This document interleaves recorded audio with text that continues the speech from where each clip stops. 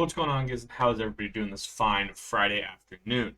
So, I was able to get a code for the new Battle Royale game Bloodhunt by Sharkmob. This game is currently in a pre-alpha test for this, or an alpha test, excuse me, for this weekend. I wish I could give you guys some gameplay. However, my PC is struggling very, very hard playing this game. There is no console version yet, so no Xbox gameplay or no PlayStation gameplay, unfortunately. And my PC just does not want to work with me this morning. But instead of that, I thought we could just go over kind of the archetypes and what powers that you have with that, as the that's kind of half of the game is the powers and archetype difference between all the players. So let's get into it.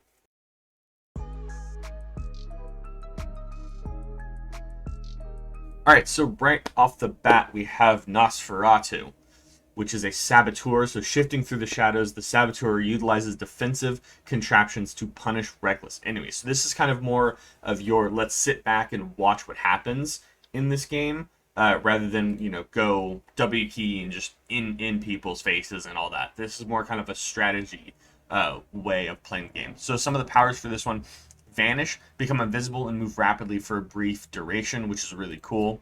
Unseen passage, turn semi-visible when crouching. So these are more kind of like passive powers. And then the sewer bomb, throw a bomb that explodes and releases a toxic gas when approached by enemies. Okay, so this is a lot more of kind of a stealth build, if you will, than anything else. Moving on then to the Brute, which is a frontline defender. The Brute comes to the defense of their allies while keeping their enemies at bay.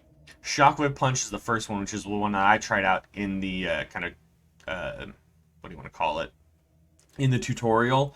Unleashes a shockwave capable of deflecting bullets. See, I didn't have anybody shooting at me, so I wasn't able to deflect any of the bullets, but it looked pretty cool. True Grit, the Brute replenishes up to half their health while not taking damage. This seems super helpful in kind of late game situations.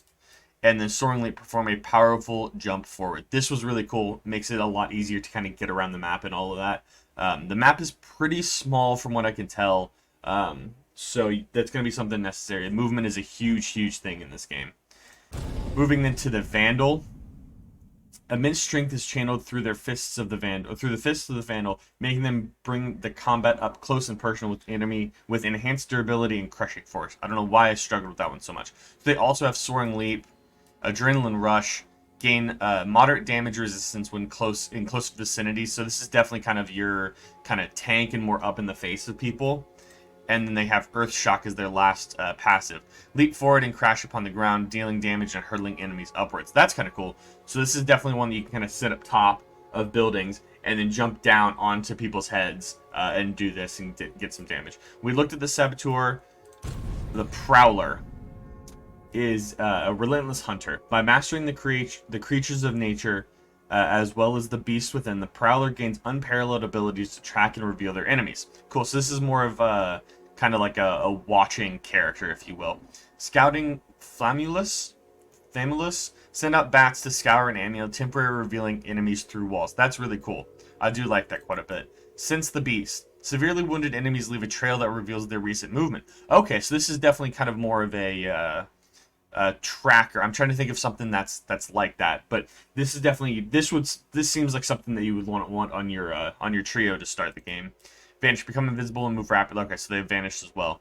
Moving on to the Siren. Sirens are always looking for the next opportunity to leave enemies blinded by the mere sight of their beauty. Interesting. Projection / dash. Send out a projection of yourself, which you can dash to. Okay, so another movement key, which is really cool.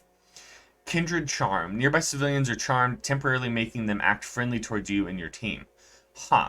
So I know with the civilians you can devour them to full heal, I believe, which is 200 health, and then you get one shield kind of slot, and that's 20 or 50 health, excuse me. So I don't know what this would do, because I know you eat civilians to gain health.